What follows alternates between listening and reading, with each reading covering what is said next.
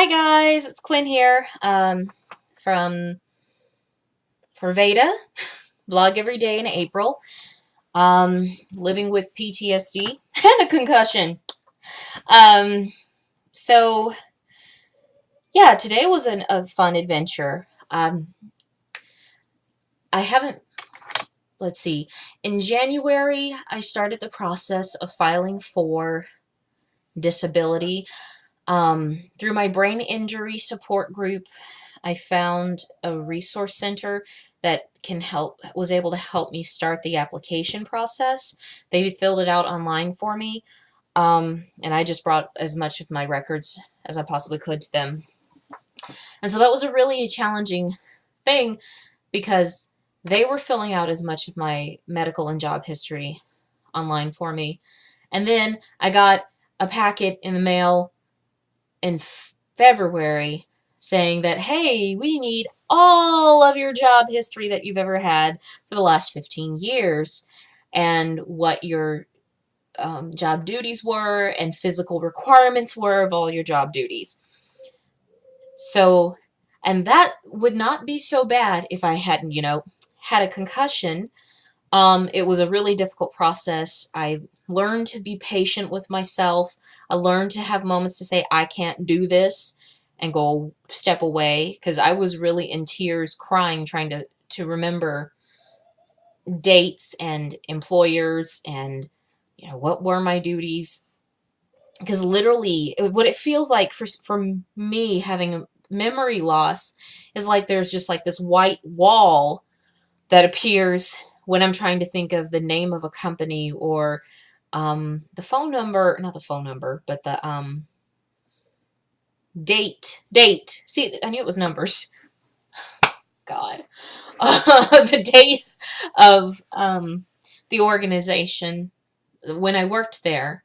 So, yeah, it's an interesting experience. Thank goodness before the concussion, and I think I started it after the car accident, I started making a list of all the jobs that I had, um, and that helped me a lot through most of it, but they wanted everything, including like if I had ever had a second job, and in my 20s I worked multiple jobs at the same time.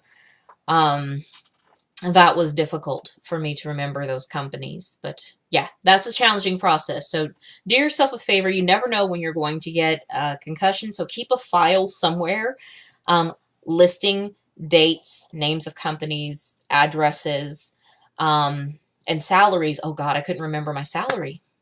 Couldn't remember what I earned. Even the last job that I had in 2016, I couldn't remember.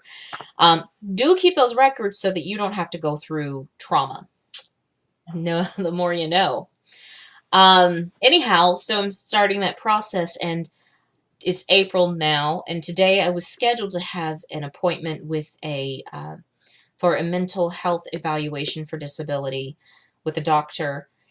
It was scheduled at 9 o'clock this morning, and of course, my brain does not work before 10 a.m., and when I have an appointment the next day, I don't sleep, and my cat woke me up at 5:30 this morning, which is why I'm having a lot of the fun speech patterns today. And I'm much more triggered today. My PTSD is like, woo! Anyhow, I got a phone call at 8:15 just as we were getting ready to head out for the appointment, saying that, oh, your appointment is canceled for today. The doctor had an emergency and we need to reschedule it for April 20th. So, yeah, I went into immediate panic mode because the language of their letter when I got the appointment scheduled, and I had a sign agreeing to the appointment, said that, if you miss this appointment, you might not get your case solved. We'll just do it with what little information we have. And so I might be disqualified for the application. So I was in panic mode this morning, and my husband used to work for a law office in their insurance department, and he really stressed that I should create a paper trail and not just accept a phone call. a verbal cancellation of the appointment. So I drafted a short, quick letter to my caseworker, who I tried to call him first, and every time I call him, the phone call just goes to voicemail. And he doesn't call me back for like a week or two after I've left the voicemail. So, kind of not helpful. Um, so I drafted a letter, and I tell you, the I kept it short and sweet because my brain, I misspell things now. Like, I don't know the difference some days between using a letter K and a letter C. Thank God for spell check. That kind of stuff is happening.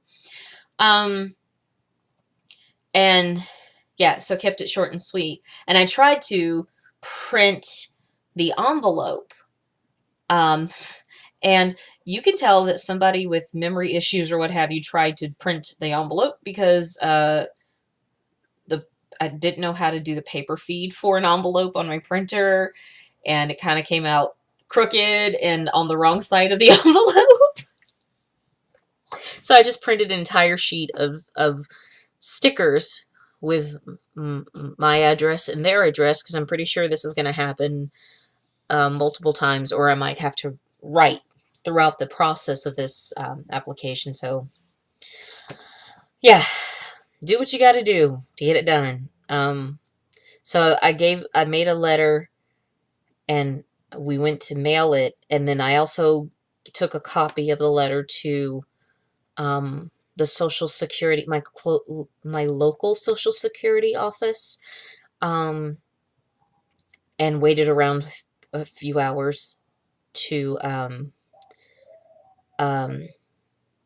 give the letter to someone and have it stamped as received for today. They said they'll fax it to my worker. So, yeah, I was really triggered today. Really, just disappointed and afraid of, oh God, I have to get up in the morning for another appointment down the road, but luckily it's in the afternoon for the next one. But so what's coming with this is the being triggered, and being anxious, and I had to get pick up a copy of the MRI of my shoulder, the written report, and it's like, oh, well, we're not too sure of the image if the patient moved or something like that, or if the patient's sleeve slipped, so we're going to do the best we can with this report. It's kind of like, but it says it's good news, but my shoulder hurts like hell, so, and I'm like, I don't know how the hell that can be good news.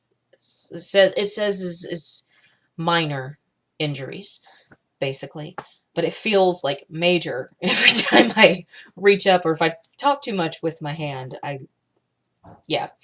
So I was just dealing with that because I was in the body stuff again of like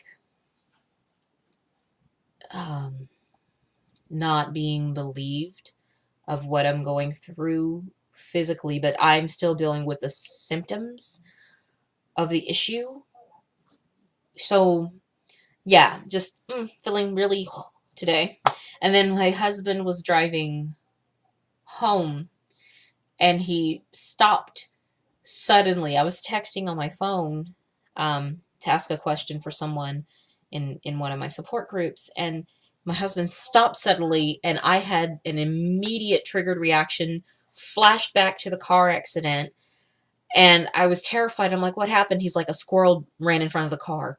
I'm like, dude, the overreaction for both of us, but I'm like, just hit the squirrel next time. But I was in tears after him stopping for a squirrel. So this is what my world looks like. This is what PTSD looks like. And when I'm triggered, my therapist helped me to create a kind of an action plan of people that I can call when I'm triggered to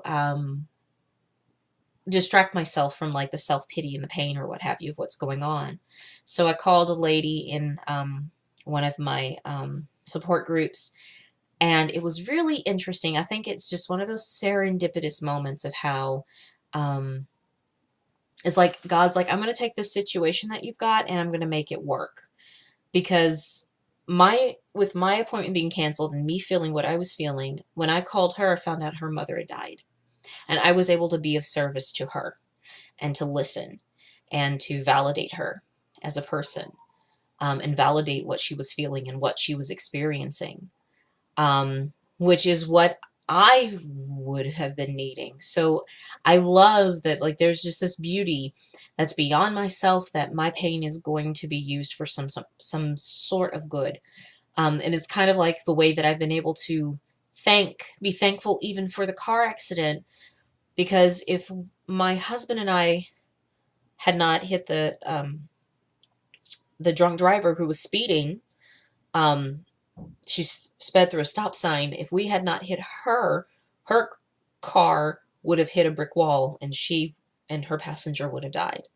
So everybody lived, even though we are all living with stuff after the accident. And it's also interesting because, like, I learned later that with our car accident, um, she would have hit a pedestrian.